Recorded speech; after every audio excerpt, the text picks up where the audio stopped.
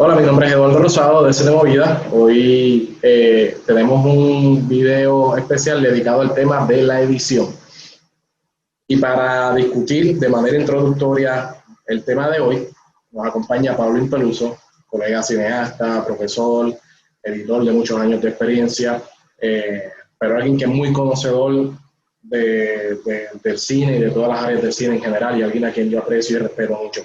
Así que vamos a ver la conversación que tuve con él, como ya ustedes han visto en esta serie de videos, por las otras personas que hemos tenido de invitados, enfocándonos en el tema de edición de manera introductoria, porque oficialmente este es nuestro primer video de edición. Recuerden que pueden seguirnos en nuestras redes sociales, en Facebook, Twitter, Snapchat, aquí en YouTube, como Cine Movida. En Instagram estamos como Cine Movida Online.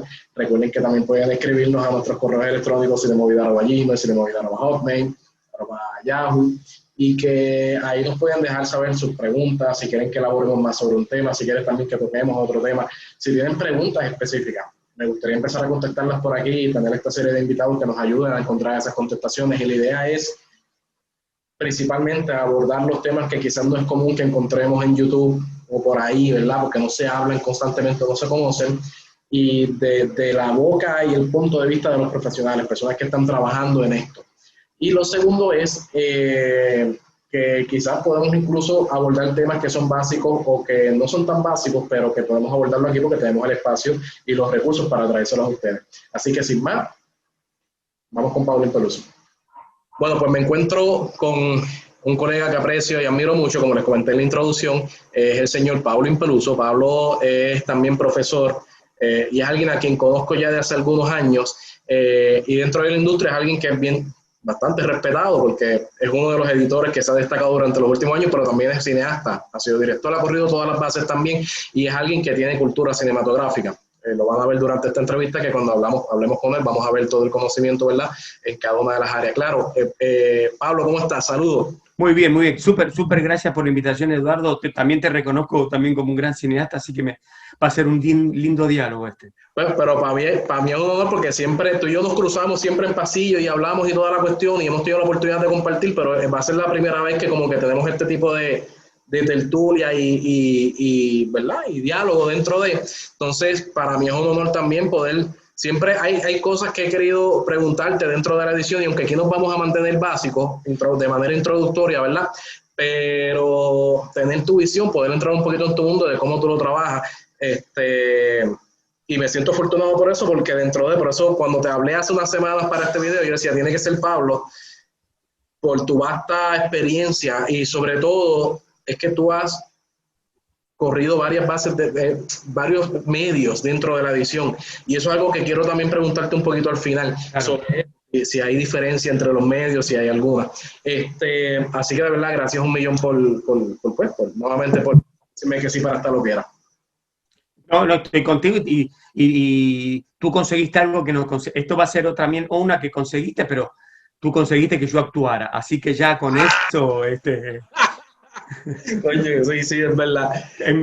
nunca más. Fue la única y primera vez y última, y fue hace relativamente poco, ¿no? De tantos años que estoy en esto, la primera vez que me hacen actuar y nada. Fue una linda, me encantó tu No, y genial, dicción genial, los chicos se lo disfrutaron. Yo creo que es algo que en el tiempo que yo también llevo en el CAT, por ejemplo, que es donde he podido conseguir, tú eres profesor obviamente también en otras instituciones, Claro. pero en el CAT que hemos coincidido, el Colegio de Cinematografía, uno usualmente, los estudiantes cuando te hablan bien o mal de un profesor, Claro, y lo que eres tú y Eladio. Yo creo que usted, Eladio Feliciano, ¿verdad? Para el que no lo claro, conoce, que también es un colega cineasta, son dos profesores que obviamente, ay, que Puy, que en paz descanse, claro. pero son esos profesores que uno sabe, porque los estudiantes te lo dicen, cuando llega, y no tan solo llega, no es tan solo la parte humana, sino también la parte educativa, o sea, aprenden con ustedes. Así que estamos hablando de un excelente ser humano y un gran educador también, y un gran cineasta, y esa parte pues también la puedo decir yo porque te conozco ya profesionalmente de tu trabajo. Así que, Perfecto. Pablo, yo quería romper teniendo de comenzar por tener tu definición de lo que es la edición. ¿Cómo tú definirías la edición para cine? Nosotros, al dar la clase de edición, uno se mete en una definición de que manejo de imagen, conceptual, A mí me gusta trabajar como el editor, como me estoy tomando valores que no son míos, pero que son el concepto de contar la historia. Nosotros, en definitiva, como editores, estamos contando la historia. El guionista escribe algo, escribe su idea, lo tiene en su cabeza, la transmite a un papel. Cuando termina, se lo pasa a un director, puede ser Eduardo Rosado, puede ser Eladio Feliciano, puede ser Raúl Marchán, se lo dan y él tiene una visión. Puede modificar un poco el guión y él lo trabaja, pero en definitiva, yo puedo decir que nosotros en edición después contamos la historia, porque hay escenas que uno las mira y capaz que no me están contando la historia, o capaz que me está haciendo falta para entender un personaje y uno puede venir al director y decirle, mira, siempre yo sí parto de la premisa que la película es del director. El editor es un ayudante, pero es bueno que sea un ayudante crítico, analítico. No hay una categoría como un editor de una manera u otra, pero sí puedo decir editores que le hacen 100% caso al director, pero pues hay otros como que se involucran con el proyecto y uno empieza a aportar, a dar ideas, a cambiar, a venir, y ahí empieza el diálogo. Yo también ahí caigo un poco, cuando hablamos del editor, que hay muchos, tenemos acá en Puerto Rico muchos que dirigen y editan. Entonces yo pregunto, ¿y con quién discutís? ¿Con quién tenés ese feedback? ¿Con quién? ¿Viste? Porque la primera película que yo hice, largometraje, fue con César Rodríguez, Ruido, 2006. Y yo me acuerdo estar editando y estar discutiendo y de pronto decir, está bien, vámonos a comer algo y después seguimos, porque éramos largas jornadas editando, y en la comida, me acuerdo, no me acuerdo si íbamos a Longhorn, qué sé yo, a hablar y decíamos, ¿pero por qué? ¿Y pero qué me dice esa escena? ¿Pero qué te dice? No, pero entonces hablábamos y veníamos. Yo podía dar todas mis 10.000 opiniones. La decisión final, por supuesto, que la tenía el director, y yo respeté siempre eso. Eso lo aprendí, y yo sé que Eduardo quiere hablarlo después, cuando editaba videos musicales. Cuando edité videos musicales, que yo empecé editando videos musicales, aprendí algo, que yo no soy el artista. A mí me venían artistas, que después, si quieres, podemos nombrar algunos, y me decían, me veo gordo, me veo feo, me veo esto, me veo acá. Y yo aprendí que es la cara de él, la imagen de él la que está ahí, no es la mía. Entonces yo, tranquilamente, yo podía considerar que era la mejor toma, pero yo, si volvemos un poco a la definición, el editor mira todo el material, los buenos editores miran todo el material y después eligen qué es lo que más les gusta para cada parte. Y eso es, en definitiva, el trabajo. ¿Cómo contamos la historia con todo ese chorrera de material que tenemos? ¿Cómo lo organizamos? ¿Cómo lo planteamos en un programa de edición? Yo empecé en el lineal. Hay dos conceptos de edición, lineal y no lineal. El lineal era como si fueran rollos de fílmico que se pegaban uno atrás del otro, es como una línea que tenés que armar. No lineal, ya nuestros jóvenes, y yo que soy viejo ya hace muchos años, ya que es lineal, que es computadora, que uno puede no seguir una línea. Uno, si quiere, edita la última escena, o si está aburrido y no te dieron nada para material live, voy a editar los créditos finales y empezar por el final. Y después vas al principio y después vas al del medio y la escena 2. Haces poder eso. Entonces, uno, por eso no lo lineal. En definitiva, si vamos a definir algo, el editor es el que, con todo el material que un trabajo de equipo de producción en la etapa de producción desarrollan, caemos a la etapa de postproducción, que es donde empieza el editor y muchos otros trabajadores de la postproducción. Me dan todo el material y el editor, el que organiza todo el material para darle forma y un acabado final. ¿Cómo lo ves?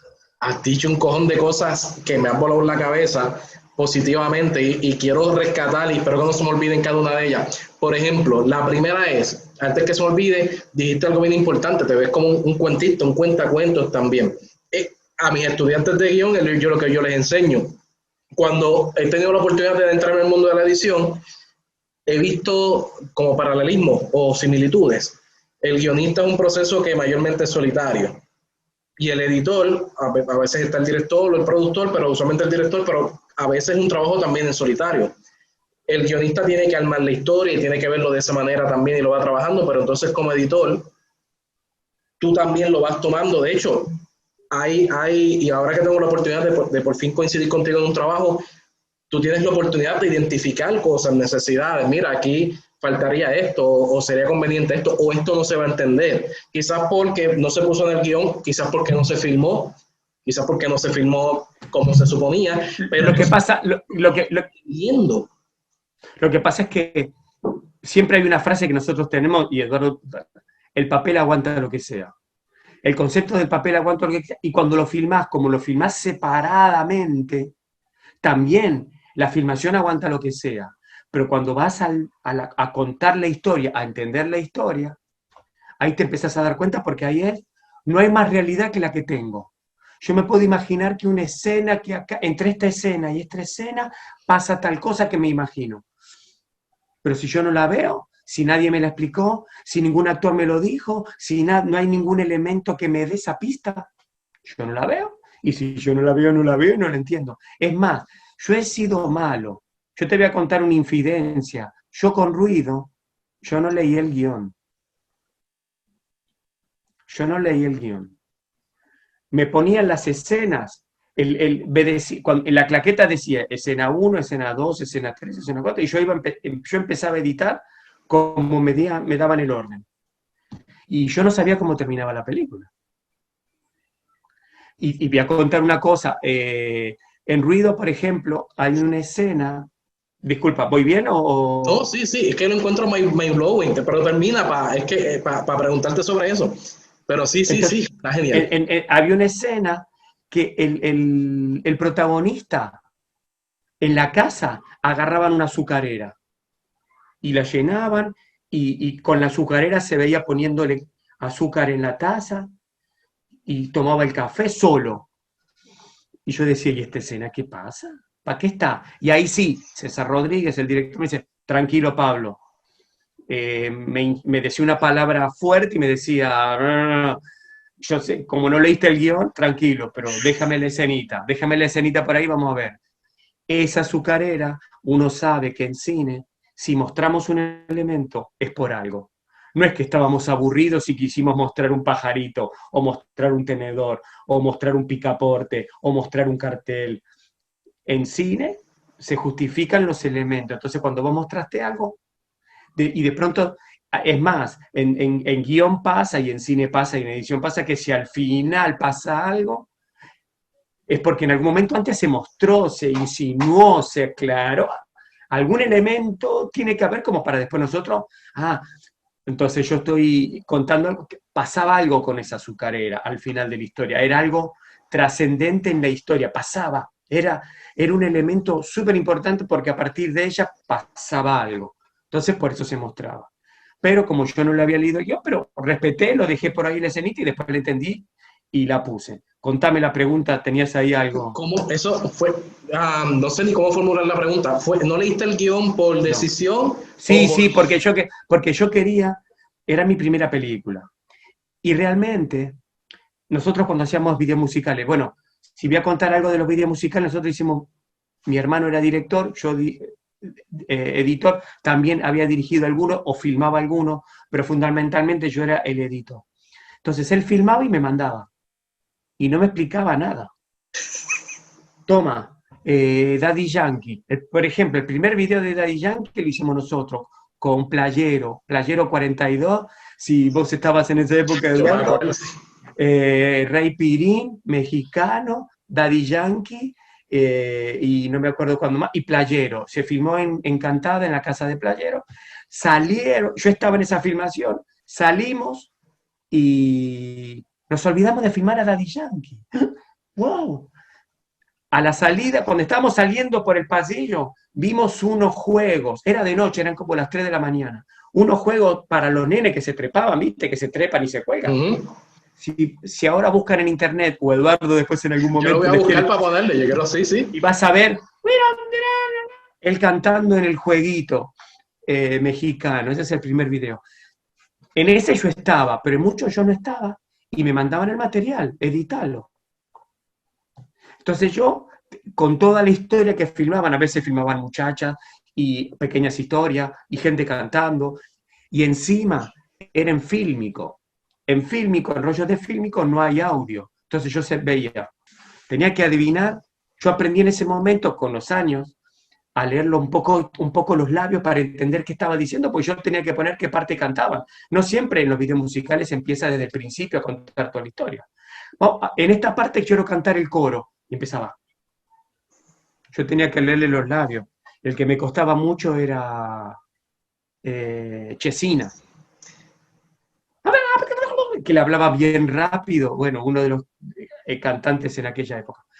Y entonces yo, como tenía esa experiencia, yo jugándomela y haciéndomela divertido, dije, no voy a leer el guión. Yo voy a ver la historia, a medida que la voy editando, la voy conociendo. Entonces yo, que buscaba la escena número 1. En claqueta, tenemos la claqueta, ponemos escena número 1, acción. Y yo miraba toda, iba editando la 1, después la 2, después la 3, y armé toda la estructura. La primera estructura, por ejemplo, de esa película duró como 2 horas y media. Siempre dura mucho más. Y uno empieza como a achicar. No es bueno quitar, esto es sin consejo, no es bueno quitar antes, porque quién sabe ahora yo pienso que no sirve, pero después capaz que me sirve. Entonces, la tengo larga, la versión larga. Entonces yo salvaba con otro nombre, versión 1. Vamos ahora a la versión 2. Y atacaba la versión 2. Y ahí empezaba a achicar. Voy a dar un dato, lo malo mío que yo voy brincando, pero cuando yo investigué ahí o más adelante, la buena duración de una película son 100 minutos. 100. 1 hora 40. Parece que es un estándar típico que la gente no se cansa, no la ve muy larga la película, tampoco la ve muy corta, es como un número. También del lado de los exhibidores, en Puerto Rico Caribbean Cinema. ¿Qué pasa si la película dura 2 horas, 2 horas 20? En vez de tener 6 tandas en Caribbean Cinema, una tanda a las 12, otra a las 2 de la tarde, la otra a las 4, en vez de tener 6 tandas, tienen 5, ganan menos dinero, ganan menos chavo. Entonces, mira, hazme la de 1 hora 40, es el estándar un poquito. Entonces ahí uno juega y yo cuando agarré esa película y después duraba 1 hora 55 y yo, César me decía, tenemos que bajarla a 1 hora 40 porque en los festivales me están diciendo, qué sé yo. Y yo le decía, vos no vas a tener ¿cómo se llama? Ayúdame con esta palabra. La fuerza de decisión. Oh, sí, sí, no sé cómo decirlo tampoco, la voluntad, no sé. La voluntad, no vas a tener la fuerza, no queremos decir una palabra fuerte, para bajar cosas que... Y él me decía, yo lo voy a decir como lo dirían acá, los cojones, como dicen, dile que no, esta es tu visión, punto. pero no, lo llevamos a 1 hora 40. Hicimos el ejercicio. Es más, yo hice un ejercicio y le bajé a 1 hora 30 y pico. Y César me dijo, no, demasiado, pasámoslo en 40. Y lo dejamos en 1 hora 40. Pero esa fue la experiencia, no sé si te contesté la pregunta, pero porque conté muchas cosas. Y entonces yo estoy tratando de rescatar todavía de lo que me dijiste de lo primero, porque me habías contado esa parte de lo del cuentacuento que estamos abundando ahora. Me llamó la atención lo del guión que me estabas elaborando ahora, fue una decisión propia, y entiendes que fue efectivo. ¿Lo volverías a hacer o lo sigues haciendo? Siempre. Yo siempre lo haría, porque a mí me gusta contar cuentos, me gusta escribir, y siempre lo haría, porque además todo está ahí grabado. No es que estoy quitándole escenas que están, no es que yo digo, no sé, como después, al final, cuando yo terminé un primer corte, que se le llama un first cut, el primer corte, yo voy a volver para atrás a mirarla toda. O sea, no creo que le pierda energía, y a mí me gusta enterarme y yo mismo ir recreando lo que está pasando. Porque además en edición, en filmación, lo que dije antes, está la escena 1, la 2, la 3, no es que yo digo, ay, la 4 la voy a brincar. No, yo miro y voy avanzando. A mí me gusta, en mi manera de mirarlo, y a mí no me parece mal no mirar el guión para tratar de entender lo que me quiere contar, porque yo cuando miro un plano, miro el otro, miro el master shot, miro los planos, digo, ah, lo que pasa con esta muchacha que está enojada con él, no sé, me gusta enterarme, como me entero de una película cuando la estoy mirando. Sí, y por eso digo que para mí es mind blowing, o sea, me vuela la cabeza, porque es como si fuese más puro en ese sentido. Yo creo que de eso mismo que tú acabas de decirlo, estás descubriendo la película mientras la editas. Y no pasa nada, porque eventualmente vas a ir catching up, ¿me entiendes?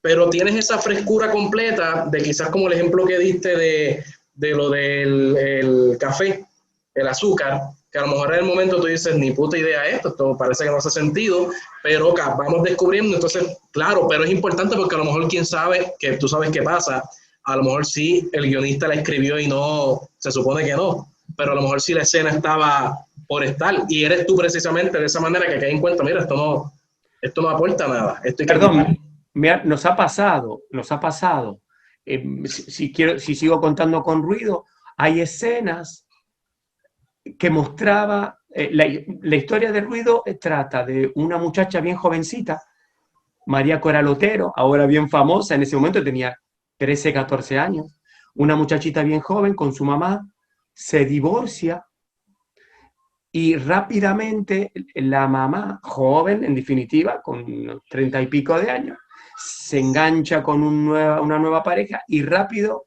la ingresa en la casa. Y esa persona empieza a acosar a la hija. De eso trata el tema. Había una escena que trataba de la nena jugando con el papá.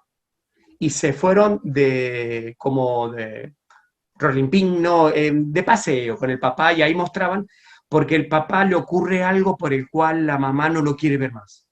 No voy a contar lo que pasa, algún motivo por el cual no lo quiere ver más, y de pronto hay una pelea ahí, la mamá, entonces le habla muy mal a la hija, pero la hija en un momento quiere encontrarse con el papá y no sé qué.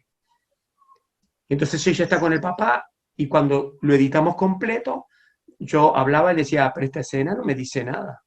¿Y cuál es el problema ahí del director? Por eso es bueno para mí a veces que el director, salvo que el director tenga la energía como para poder quitar, pero César me decía, no sabes lo que me costó filmar esta escena. Fueron como 3 días. Y le pedimos al favor a este actor. Hicimos esto y el otro. Él tiene todo el background. Para mí no significa nada. Para mí es una escena de una película que si hay algún favor o un cariño aparece. En ese momento lo bueno que tenía era, no lo bueno, pero yo no conocía a casi nadie en el mundo del cine porque yo venía del video musical y César me toma hicimos unos cortometrajes y después pasamos al largometraje. Hay una escena en Ruido que yo tuve que picar, pero no yo le propuse, hay una escena que María Coral Otero, la niña, se reencontraba con el papá, el actor Francisco Capó. Y habían tardado bastante esa escena en grabarla, y era una escena importante porque era el reencuentro después de que el papá se divorcia y la pasa a buscar por la casa y la pasa bien y después la devuelve. Y ese cariño entre el papá, y realmente había que acortarla. Entonces mirando, digo, mirá, la historia realmente no me está narrando, es una subtrama, la del papá, y yo en ese momento yo no sabía lo que era una subtrama, lo aprendí después. Es una historia, vamos a hablarlo como lo sabía en ese momento.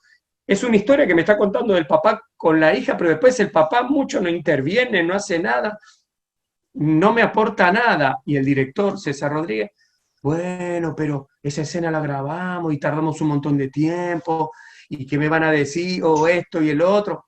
Y suele pasar, Eduardo, tú has dirigido, tú sabes los compromisos y favores que nos hacen muchas veces, y de repente, viste, ahí yo aprendí, quién sabe, ahí sí vengo de Argentina, digamos, de un país, no sé, que tendremos una manera buena o mala.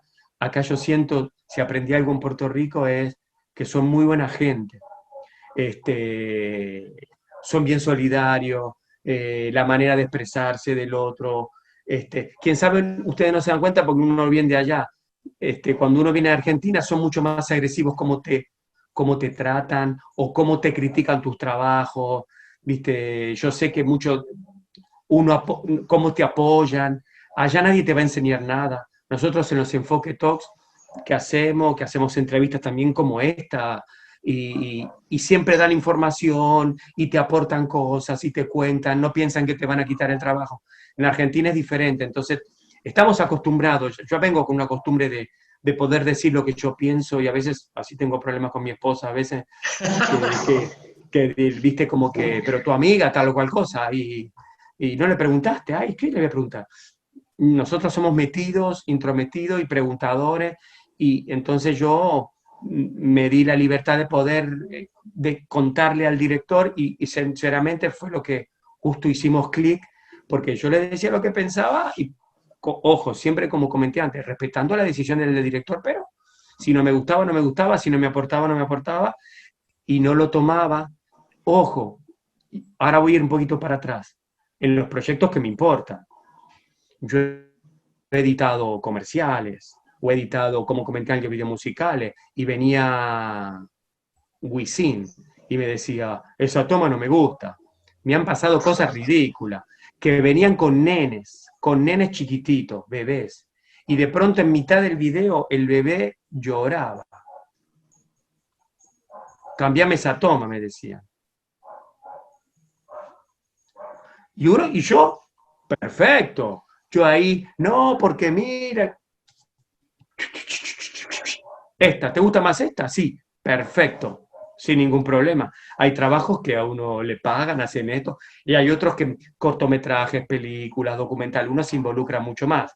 Es una visión también de editor que yo también aprendí, que esto es un trabajo. Nosotros no somos la estrella de Hollywood de nada, somos unos trabajadores que venimos a aportar lo nuestro, pero si viene un cliente como agencia de publicidad, decirnos, quiero que dure más el logo, le vamos a cortar la escena de tal cosa. Sí, perfecto.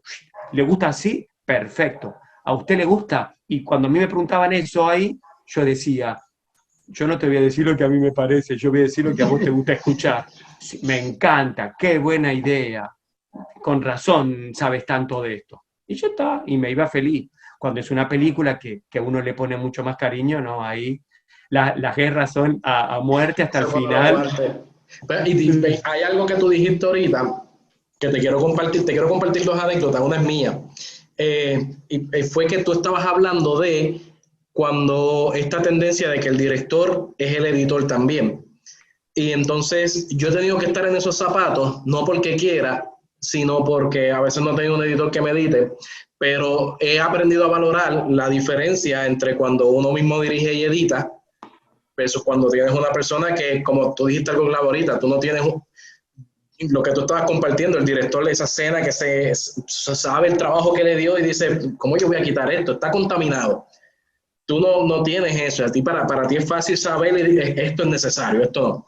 A mí me pasó con un cortometraje hace años atrás, que hice una primera versión y yo sabía que había algo que a mí no me funcionaba, pero yo lo dirigí y lo edité y pues participó en unos 2 o 3 festivales y me acuerdo que por ahí en algún momento una colega cineasta que participaba en esos festivales me comentó, nos sentamos a hablar de nuestros proyectos, qué sé yo, y ella me dijo, es que yo siento, y no le pregunté ni le dije nada, ella ¿me permites hacerte una crítica constructiva con mucho respeto? Y yo, pues claro, es que siento que en tu trabajo está muy lineal. Entonces, como que yo creo que deberías intentar, entonces me dio la recomendación de hacer un cambio de escenas. No estaba escrito así. De hecho, al principio ella me lo dijo y uno también tiene esta cuestión al principio de, no, eso no se puede, ¿no? Como que de rehusarse en principio porque es un ataque, no es un ataque, pero uno como que se pone a la defensiva, como que no, es que, porque no, yo estuve ahí, yo sé el trabajo que dio filmarlo, yo sé el trabajo que dio montarlo, yo siento que lo puse ahí por una razón.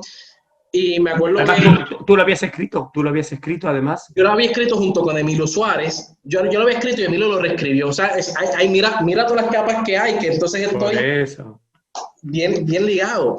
Es como decir que vos cuando lo escribiste, ¿cómo no me voy a dar cuenta que esa escena no era importante? Si yo la puse es porque era bien importante. Uno no puede ver, por eso es importante, por eso yo creo mucho en que, por eso, sobre todo a partir de esa experiencia, porque uno lo escuchaba y lo repetía, pero no lo había internalizado completamente.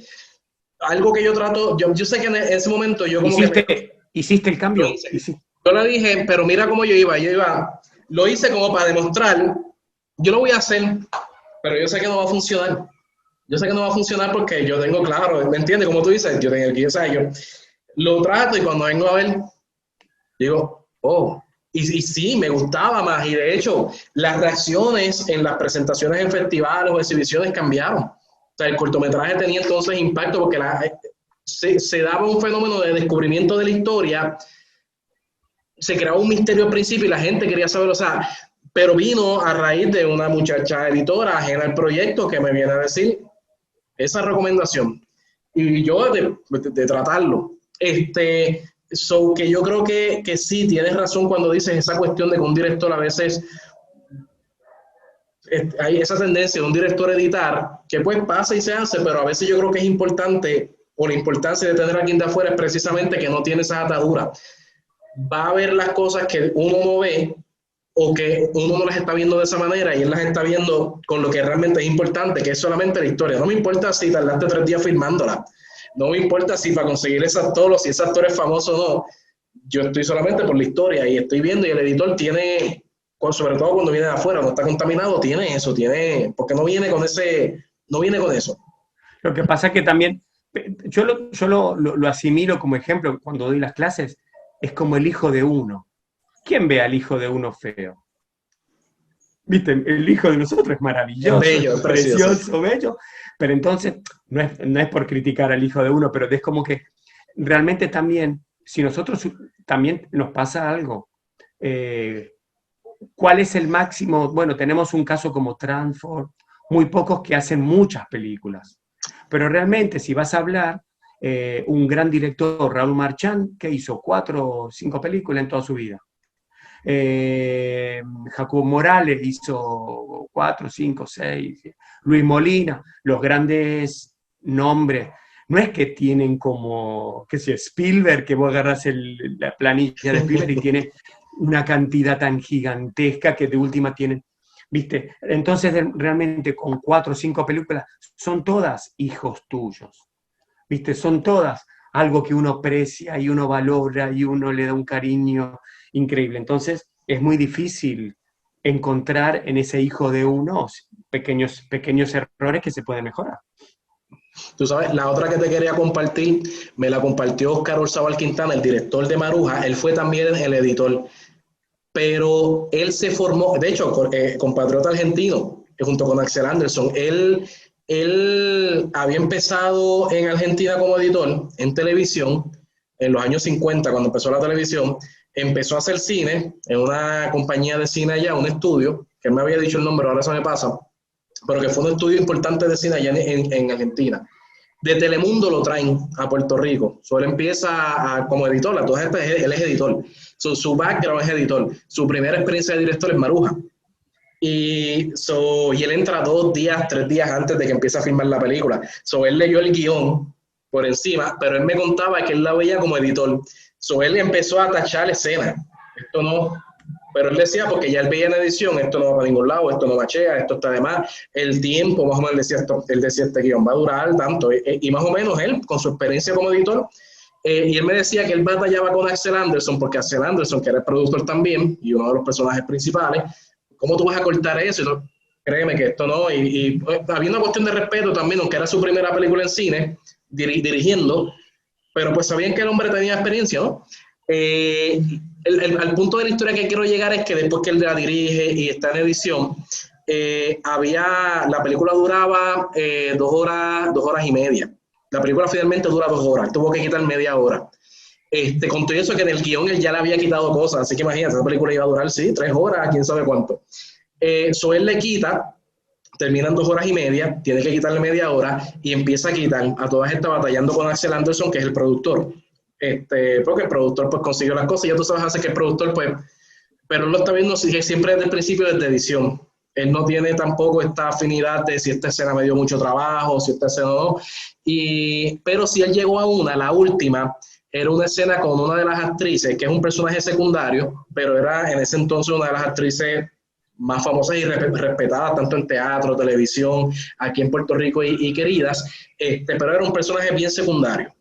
Y él sabe que tiene que cortar la escena. Le faltaba esa escena para ya cuadrarlo a 2 horas. Y la escena era un momento dramático que para llegar a esa escena él trabajó de antemano con la actriz, hablaron, se reunieron, cómo le iban a trabajar, el momento antes de la ensayaron, o sea, fue una escena que se le dio, es una escena que no llegó al corte final, nunca sabremos, ¿verdad? Porque eso no existe ya. Pero que artísticamente, según él me narró, era de los mejores momentos dramáticos y de las mejores actuaciones de la película, era ese momento. Pero como editor sabía que eso no importa porque no era grasa, estaba de más en la película. So, él me dice, esa fue la única que me dio trabajo, pero no como editor, yo sabía que tenía que cortarla. Era como que la parte del de director y de amigo con la actriz, que sentía el peso, bendito, le voy a quitar su escena a esta actriz, buenísima, importante. Axel Anderson se la peleó también en cierto punto, pero al final la quitaron. Y está la película dura 2 horas. Él me cuenta que cuando llegaron a la premiere, los actores no habían visto la película, sobre esa noche la ven por primera vez. Él me dice que la actriz se la acercó al final dolida y con los ojos aguados porque cortó su gran escena, que no se lo perdonaba. O sea, ella lo cogió personal, ¿por qué? ¿Por qué la quitaste? Y él le dice, mira, era necesario, no se podía, pero ella obviamente, claro, desde el punto de vista del actor, su personaje no se desarrolló, no pudo cerrar el arco de su personaje, pero desde el punto de vista de la historia en general, no era necesario. Y entonces, pues, obviamente él lo veía, él me dice que ella nunca, según me lo contó él, ella nunca lo perdonó y que eso cambió incluso la relación entre ellos dos. Ella lo tomó personal. Pero te lo comparto, por eso que tú cuentas, primero la importancia, la parte mía hilándolo con lo que tú dijiste de cuando el director es el editor, a veces la importancia de tener un editor, ¿verdad?, que venga desde afuera, que vea que no está atado. Y esa segunda historia, en el hecho de lo que tú también contabas pues que al no estar atado no importa si tú lo que vas a ver es exactamente lo que es importante para la historia, no si esta escena fue difícil filmarla, no si esta escena costó tanto dinero filmarla, no si esta actriz o actor es famoso y por eso lo vamos a tener. Es que está de más, punto, no es personal, es simplemente que no. Me parece muy bueno lo que estás contando y retomo un tema súper importante que me dijiste recién. La importancia para mí de que el editor, que el director sepa de edición, porque eso hace aprender qué toma realmente va a quedar o no va a quedar finalmente en la edición. A veces cuando se filman todas las escenas en las distintas posiciones de cámara, plano abierto, plano medio, plano cerrado, a veces se filma toda completa, toda la escena. Y si alguien lo piensa como editor, uno dice, si la escena es la camarera entrando y diciendo la línea, ¿van a querer algo más los señores? ¿Nada más? Perfecto, quedo a disposición. Y se va. Un buen cinematógrafo que tiene concepto de edición dice, no hagamos toda la escena completa con ese tiro de cámara, nada más hagamos la entrada de la camarera. Esos son conceptos de edición que entonces a mí me ha tocado escenas que tengo de todos los planos, la toma completa. Si la toma dura 8 minutos, tengo 8 minutos del plano 1, del plano 2, del plano 3, del plano 4, y así con todas las tomas que hay. Entonces tengo, qué sé yo, tengo que mirar 4.000 tomas nada más, en vez si alguien pone nada más, entrada de la camarera, esa entradita de camarera que yo hice fueron 15 segundos. Me hacen 4 o 5 tomas de la misma, elegimos la mejor y nos fuimos. Gana tiempo en filmación, ganan tiempo en ediciones. El editor, por eso yo recomiendo siempre que el que vaya a dirigir, que aprenda de edición, que edite, que se acostumbre a mirar materiales, porque eso le va a venir bien. A los directores de fotografía también les digo, yo puedo decir que de Puerto Rico un solo director de fotografía vino a ver algo que él filmó y que yo edité. Y se llama el señor Willy Berríos. Para mí uno de los mejores directores de fotografía. Filmó un video musical y vino donde mí a mirar las tomas. Y así él aprende. Porque uno en edito, las demás personas cuando lo ven final dice, qué bien que me quedó. Pero el editor es otro secreto de los editores. Por eso los directores se pegan normalmente con un editor. El editor es el que encuentra todos los errores de la filmación. Lo fuera del foco, las malas actuaciones. Claro, en la película queda lo mejor.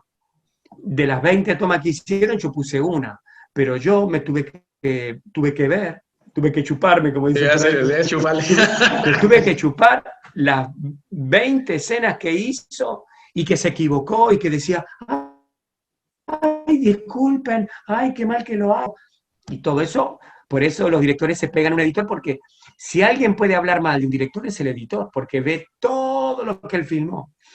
De todas las tomas, las buenas, las malas, las mediocres, las que no sirvieron, las que sirvieron, ve todo. Entonces, por eso, normalmente uno se pega con alguien, un director confía en un editor, porque sabe que hay un compromiso de como que de acá, del cuarto de edición, que nos salga la realidad de lo que está pasando, ¿no?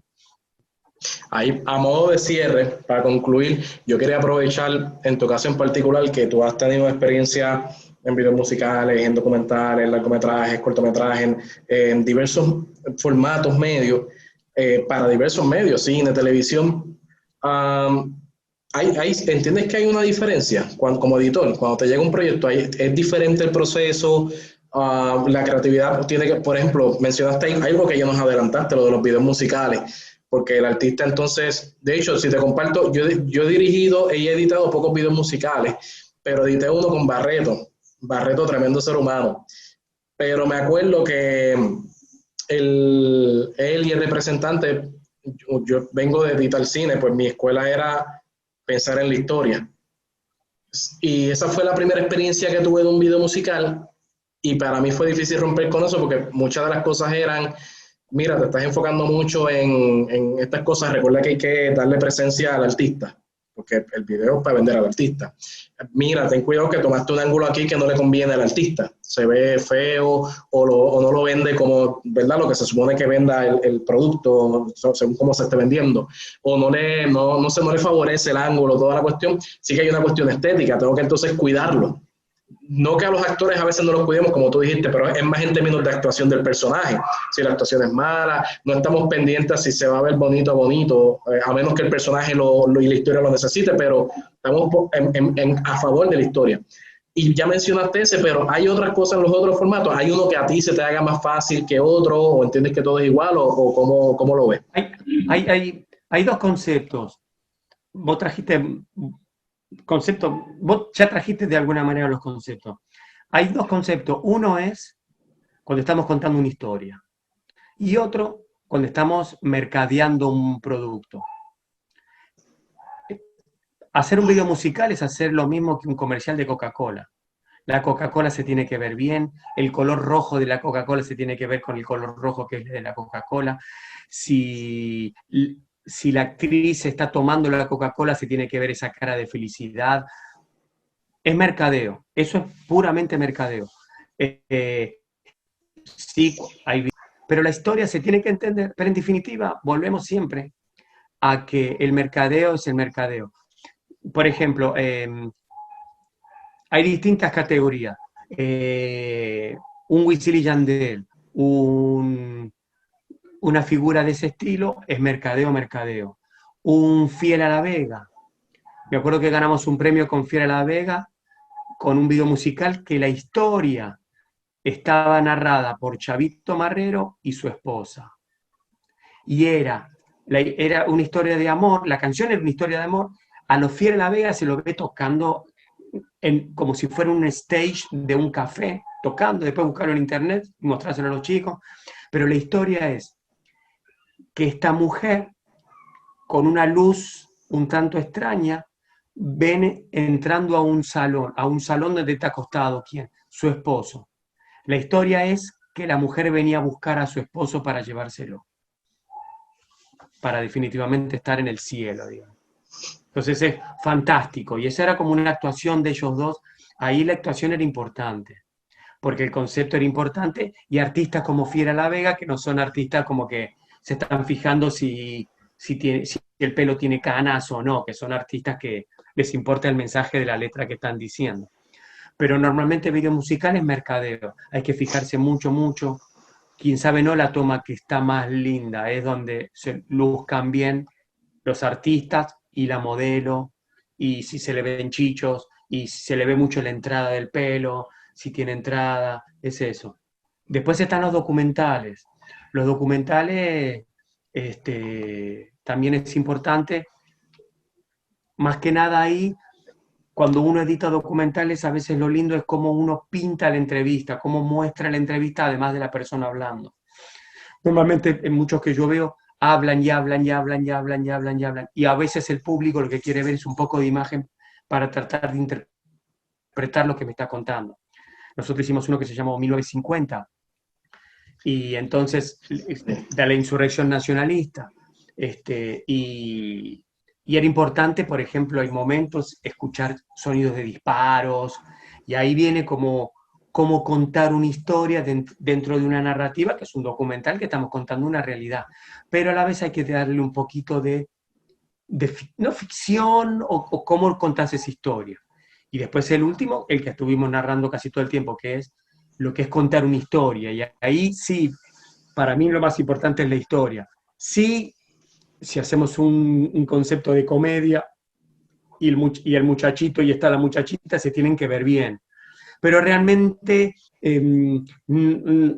no creo, es bien difícil que yo en películas no habían venido actrices y actores a decirme cambiame la escena. En videos musicales sí, a cada rato. El que aprobaba muchas veces era el productor, pero con los cantantes o el cantante. Ahí sí está la visión del director en una película, un cortometraje, como que un poco el ejemplo muy bueno que te lo voy a tomar porque es muy válido y muy valioso lo que estás contando, con una película bien importante para Puerto Rico como Maruja. Me gustó, me encantó mucho ese ejemplo que diste, que es muy bueno. Que suele pasar eso, pero ahí sí está el director, que lo más importante es la historia, lamentablemente. Si puedo cerrar, no cerrar con algo. Hay una historia bien famosa de Raúl Marchán editando El Cantante. ¿Tú la escuchaste? A ver. Eduardo, Raúl Marchán es el que edita la película de El Cantante, que Esa es la narra de Héctor Lavoe, que es con Marc Anthony y Jennifer la de Lopez. Héctor Lavoe, una figura importantísima para Puerto Rico y para el mundo. Yo estaba en Argentina y yo escuchaba canciones de Héctor Lavoe sin saber, antes de venir para Puerto Rico, sin saber que iba a terminar aquí. Cuando la terminan de editar, llaman al editor desde Hollywood, los productores, y lo llaman a Raúl Marchán y le dicen: hola, ¿cómo está usted? Miren, nosotros hemos recibido su corte, queremos darle a entender algo. Los dos, el protagonista era Marc Anthony como Raúl Marchán. Como Héctor Lavoe. Héctor Lavoe. Como Héctor Lavoe. Y aparece un personaje importante, pero no secundario, que era la esposa de Héctor Lavoe, que lo hace J-Lo, Jennifer López. Lo llamaron por teléfono a Raúl Marchán y le dicen: miren, yo quiero que usted entienda que J-Lo es artista clase A y Marc Anthony es artista clase B. Así que van a tener que filmar más escenas donde aparezca más Jennifer López. Si ustedes miran la película que está en internet, creo, en Netflix, está por ahí, van a ver que aparecen en muchas escenas como entrevistas a la esposa de Marc Anthony, de Héctor Lavoe. Y él fumando, unas escenas muy lindas. Arruinaron la película. Porque el que sabe algo de la historia de Héctor Lavoe sabe la figura tan emblemática y tan importante que fue Héctor Lavoe, y que no por quitar mérito, pero la mujer de Héctor Lavoe no tiene nunca la figura que tuvo Héctor Lavoe. Ahí sí era importante alguien más como protagónico, es Colón, ¿cómo se llama? Los del grupo de Ismael, los otros cantantes, los otros cantantes, los socios de Héctor Lavoe, cuando formaron la Fania, había figuras súper importantes, no figuras conocidas, figuras que eran trascendentes en la historia. No, le hicieron protagonista a la esposa de Héctor Lavoe. ahí es cuando un productor va por encima de la historia y puede llegar a arruinar una historia. Y el editor, por supuesto, como le estaban pagando, tuvo que hacer todos los cambios que le pidieron. Son ejemplos que suelen pasar en el mundo del cine. Yo tengo que ponerme al día con los Enfoque Talks, esa entrevista que le hicieron a Ron Marchand.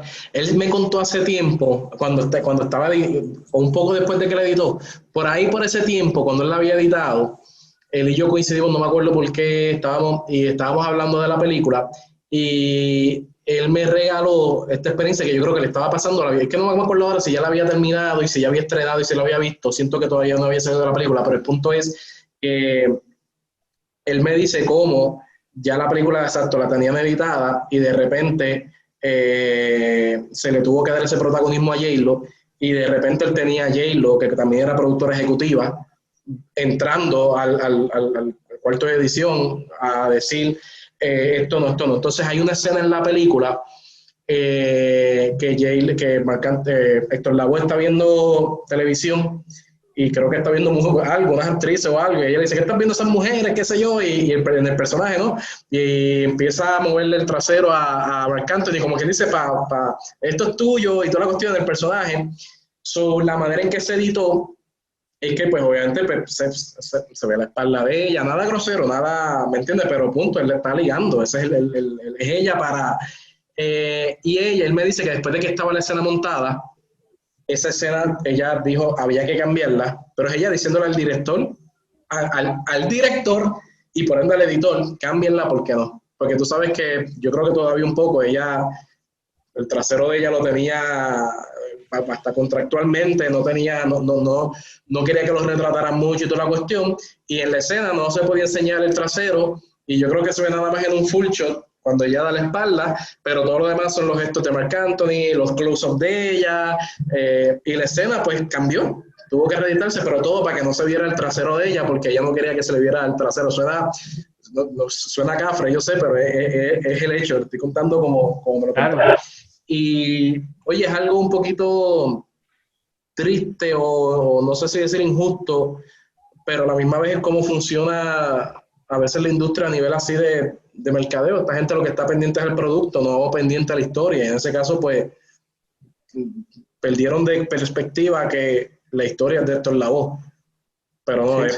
Lo vieron como una manera de vender el producto a J-Lo. Oye, que es tremenda, tampoco quiero sonar que se le está criticando. No. Pero pues... Pero frente a la historia no tenía el peso que tenía una figura tan importante como Marc Anthony. Willy Colón, ahí está. Willy Colón. Willy Colón, figuras tan importantes para la salsa del mundo, ¿no? ¿Cierto? Bueno, Pablo, gracias un millón por haber compartido conmigo tus experiencias, tus conocimientos. Estoy más que satisfecho porque hasta yo siento que yo he aprendido escuchándote, he visto cosas, he podido ver cosas que no las veía de esa manera. Por ejemplo, esto último, lo que has dicho de los documentales, que es cierto, es verdad, y de los videos musicales, más que nada con las películas. Son como que los dos tipos, ¿verdad? Uno es mercadeo, uno es producto, el otro es la historia. Y es muy cierto. Nada, gracias un millón. Nada, nos estaremos viendo por ahí. Siempre que necesite, vamos a estar acá hasta que, mientras el coronavirus nos mantenga, vamos a estar virtualmente. Te vamos a dar un abrazo. Un abrazote. Espero que les haya gustado este video y esta entrevista con Pablo, así que recuerden regalarnos su like del infinito, recuerden darnos share, nos ayuda mucho que ustedes estén básicamente ayudándonos a que se sepa lo que estamos haciendo y que este conocimiento, si es de ayuda para ti o entiendes que puede ser de ayuda para alguien que quizás esté interesado en comenzar en el cine y aprender estos temas básicos, pues los tiene aquí. Así que tu share es bastante importante. Recuerda también, si puedes buscarnos en las redes sociales, te lo vamos a agradecer en Facebook, Twitter, Snapchat. En Snapchat en lo particular, cada medio lo están trabajando de diversas maneras. En Facebook casi siempre hay de todo. El que nos sigue en Facebook sabe que posteamos noticias, estos tutoriales, contenido de cine local en Puerto Rico, de todo. Pero en Twitter cositas un poquito más noticiosas. En Instagram usualmente memes también. Y una que otra noticia, ¿verdad? Más corta. Y en Snapchat usualmente yo estoy básicamente llevándolos detrás de las cámaras, básicamente. de producciones puertorriqueñas, locales y extranjeras que se realizan aquí en la isla, en Puerto Rico. Y ese insight lo tienen ustedes, el que nos siguen en Snapchat sabe a lo que me refiero. Así que nada, recuerden también que pueden visitar nuestra página web cinemovida.net y sin más, chequeamos.